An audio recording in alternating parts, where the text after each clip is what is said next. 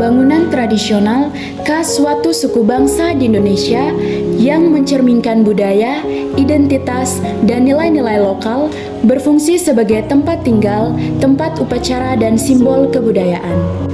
Kami dari kelas 11 FA2 akan mempresentasikan mengenai rumah adat Uma Malay Lorok sebagai syarat untuk memenuhi ujian P5. Yang pertama, mengenai sejarah dan asal-usul rumah adat Uma Malay Lorok.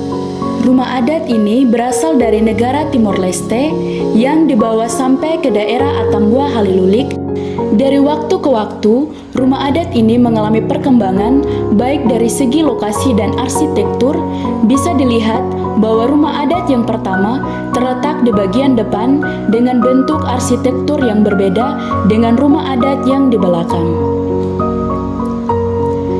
Bisa dijelaskan bahwa rumah adat yang di depan ini sebagai rumah adat lama peninggalan nenek moyang dengan gaya arsitektur yang lebih modern dengan tujuan untuk urusan adat dan menyimpan peninggalan dari nenek moyang yang bersifat sementara sambil menunggu dibangunnya rumah adat yang baru, yaitu di belakang dengan tujuan yang sama, yakni urusan adat dan peninggalan nenek moyang, tetapi dengan gaya arsitektur yang lebih tradisional.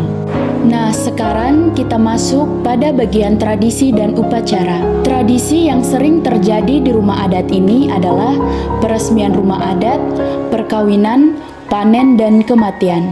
Untuk upacara peresmian rumah adat, perkawinan, panen, dan kematian, pastinya ada persiapan, yakni hewan yaitu kerbau, babi, sapi, dan ayam kampung. Dan yang berikut struktur dan desain.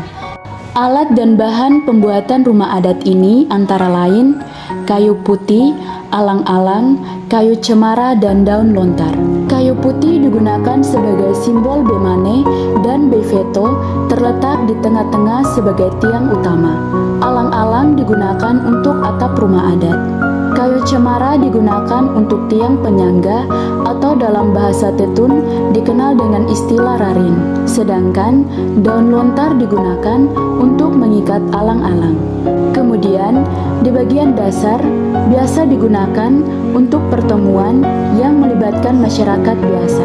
Sedangkan di bagian atas luar biasanya ditempati oleh tamu dan keturunan dari suku-suku Uma Malay.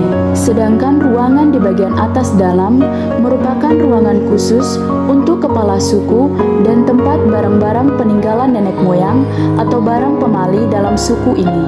Pengalaman menarik yang terjadi di rumah adat ini ada beberapa, yakni pada saat penyembelihan hewan di tempat persembahan atau dalam bahasa setempat disebut foho, tiba-tiba ada cahaya dari langit yang menyoroti lingkaran tempat persembahan itu.